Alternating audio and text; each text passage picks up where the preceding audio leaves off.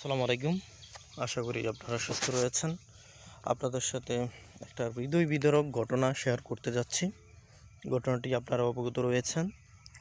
গতকাল ফেরিতে উঠতে গিয়ে একটি যাত্রীবাহী বাস যে কীভাবে পড়ে গেল আপনারা অবগত রয়েছেন। হ্যাঁ, দৃশ্যটি মেনে নেওয়ার মতো নয়। আর আমি খুবই ভিডিওটি দেখে আমি খুবই বেশি আপসেট হয়ে গেলাম যে এত অব্যবস্থাপনা কেন থাকবে, ন্যূনতম সেফটি নেই।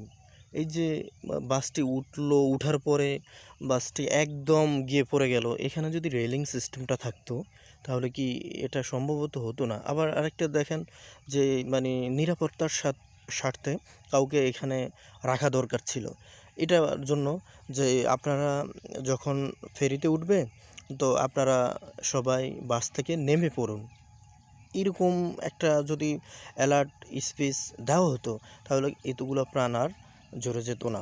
তো এই যে আগাম সতর্কতা, তারপরে যে সুষ্ঠু ব্যবস্থাপনা, তো এইগুলো কিন্তু সম্ভব হয়ে ওঠে না আমাদের দেশে। আর হবেই বা কীভাবে? এখানে পরতে চাঁদাবাজ, সমঝোতার চাঁদাবাজি করে থাকে তারা। তাদের কাছে আসলে ভালো কিছু পাওয়া সম্ভব নয়।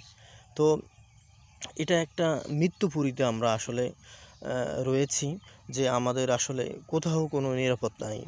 এই যে 2 দিন আগে দেখেন না যে বাস রেলিং যে ক্রসে করতে গিয়ে সেখানে একটা বাসকে 1 কিলোমিটার পর্যন্ত নিয়ে গেল, সেখানেও কিন্তু প্রায় 10-এর উপরে মানুষ মারা গেল। তারপরে আপনি দেখেন ঈদের আগে যে লঞ্চের অব্যবস্থাপনা, যদি বলি 2টা লঞ্চ ঘেঁষাঘেঁষি করতে গিয়ে কিন্তু 2 জন সেখানে নিহত হয়ে গেল। তো এই যে দেখেন আমাদের আসলে প্রত্যেকটা জায়গায় আমাদের অব্যবস্থাপনা। আর এই অবস্থানগুলো টিকিয়ে রাখে কারা? টিকিয়ে রাখে ক্ষমতাশালী দের আশ্রয়ে বড় হওয়া যে পাতি নেতা রয়েছে, তাদের কারণে মূলত এগুলো এই রকম পাতি নেতারা সামনে থাকে। আর এরা যে কোনো অব্যবস্থাপনাকে বাঁচিয়ে রাখে, জিয়ে রাখে। না হলে দেখেন এগুলো কি আমরা যদি একটু আমাদের জায়গা থেকে আমরা ধরেন সতর্ক সচেতন হলাম, কিন্তু আমাদের এটাকে বাধাগ্রস্ত করছে কারা? এইরকম চাঁদাবাজ দুর্নীতিগ্রস্তরা। এরা নামে মাত্র কি টাকা বা ঘুষ হিসেবে নিয়ে তারা কি করছে, একটা অদক্ষ ড্রাইভারকে দিয়ে বাস চালিয়ে নিচ্ছে বা একটা গুরুত্বপূর্ণ দায়িত্ব দিয়ে দিচ্ছে। তো এইগুলো আর কত চলবে? এই হীরক রাজার দেশে আপনি যে এই যে বিশুদ্ধ বাতাসটুকু নিচ্ছেন প্রতিদিন, উঠে আপনি যে বলছেন যে আলহামদুলিল্লাহ আমি বেঁচে আছি, কেননা আমার সঙ্গী সাথী অনেকে তো এই যে চলে যাচ্ছে এই মৃত্যুপুরীতে, এখানে অব্যবস্থাপনার বলি হচ্ছে। তো মূল এই ভিডিওটি দেখে আমি আসলে নিজেকে বলা যায় নিয়ন্ত্রণ করতেই পারছি না, আর কখনো মেনে নিতে পারছি না যে এত অব্যবস্থাপনা থাকবে কিভাবে। একটা ফেরিতে ন্যূনতম যদি ব্যবস্থাপনা না থাকে তাহলে তো এরকম দুর্ঘটনা ঘটতেই থাকবে। দেখেন আমাদের সড়ক, আমাদের রেলপথ, আমাদের আকাশপথ, প্রত্যেকটি পথ আজ খুবই ঝুঁকিপূর্ণ অবস্থায় রয়েছে।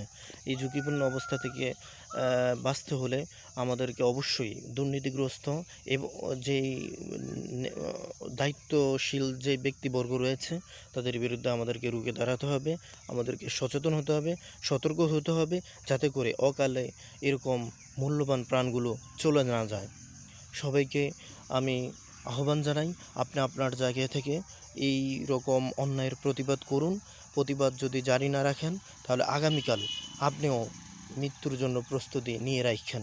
নচেৎ এই দেশ থেকে বিদায় হন, এই দেশ থেকে চলে যান, তাহলে মোটামুটি আপনার সন্তান সন্ততি, আপনার পুরো পরিবারবর্গ বেঁচে থাকবে। তো সবাইকে আমি বিনীত আহ্বান জানাবো, আপনি আপনার জায়গা থেকে এরকম অন্যায় অব্যবস্থাপনা দেখলে অবশ্যই কথার মাধ্যমে, লেখনীর মাধ্যমে যেভাবে পারেন প্রতিবাদ জারি রাখুন। সবাইকে ধন্যবাদ জানিয়ে আমি আমার এই ভিডিওটি এখানেই শেষ করছি। আর গতকাল যারা চলে গেলেন তাদের আল্লাহ তাআলা যেন জান্নাতুল ফেরদৌস নসিব করে। আমিন। আল্লাহ হাফেজ। আসসালামু আলাইকুম।